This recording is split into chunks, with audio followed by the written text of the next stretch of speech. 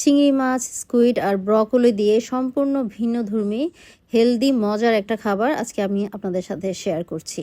প্রথমে একটা ব্রকলি আমি একদম পাতলা স্লাইস করে কেটে নিয়েছি। আপনারা দেখতে পাচ্ছেন কিভাবে কেটেছি, একদম ছোট ছোট করে পাতলা করে কেটে নিয়েছি যেন ব্রকলিগুলো খুব সহজেই সেদ্ধ হয়ে যায়। এখন আমি এর মধ্যে সামান্য পরিমাণে একটু পানি দিয়ে দিলাম। ব্রকলিগুলোকে এখন একটু স্টিম করে, চাইলে স্টিমারে আলাদা করে পাত্রে আপনি স্টিম করে নিতে পারেন, অথবা না চাইলে আমার মতো এভাবে শর্টকাটে স্টিম করে নিতে হবে।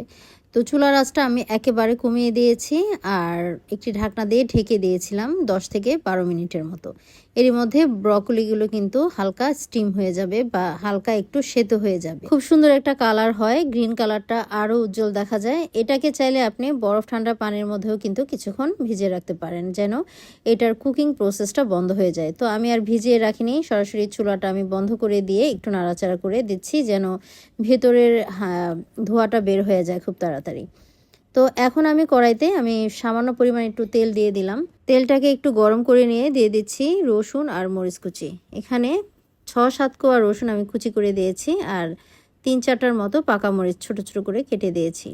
এখন এই রসুন মরিচটাকে কিছুক্ষণ একটু তেলের মধ্যে ভেজে নেব। মোটামুটি মিনিট খানেকের মতো ভেজে নিয়েছি। রসুনের যে কাঁচা ফ্লেভারটা সেটা চলে গিয়ে খুব সুন্দর একটি ফ্লেভার এসেছে।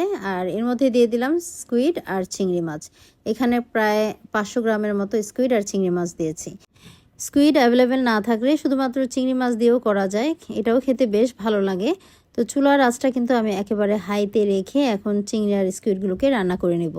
চুলার আঁচটা এই পর্যায়ে অবশ্যই হাইতে রাখতে হবে, তা না হলে স্কুইড থেকে কিন্তু প্রচুর পানি বের হয়ে স্কুইডগুলো শ্রিঙ্ক হয়ে যায় এবং খেতে পরবর্তীতে রাবারি লাগবে। তো এটা রান্না হতে হতে এখানে আমি দিয়ে দিচ্ছি প্রায় 2 টেবিল চামচের মতো Thai chilli paste.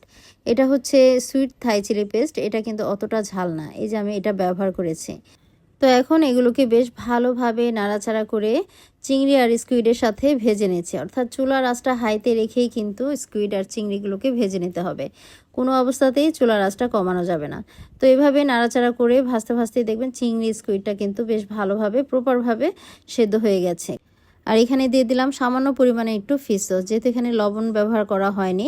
Fish sauce না থাকলে এর পরিবর্তে লবণ দিলেও চলবে, বাট আসল যে অ্যাকুরেট ফ্লেভারটা সেটা পাওয়া যাবে না।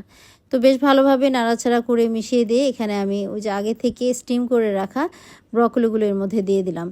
আর ব্রকলি যেহেতু আগে থেকে স্টিম করা আছে, তো এটা হতে খুব বেশি একটা সময় লাগবে না। মোটামুটি 2 মিনিট নাড়াচাড়া করে হাই হিটে ভেজে নিলেই কিন্তু তৈরি হয়ে যাবে। তো দেখলেন তো কত সহজে তৈরি হয়ে গেল ভীষণ হেলদি আর মজাদার একটা সিফুডের রেসিপি ব্রকলি দিয়ে।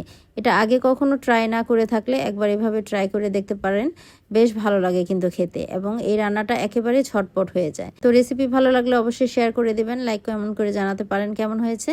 পরবর্তী রেসিপিতে আবার দেখা হবে। সবাই খুব ভালো থাকবেন। আল্লাহ হাফিজ।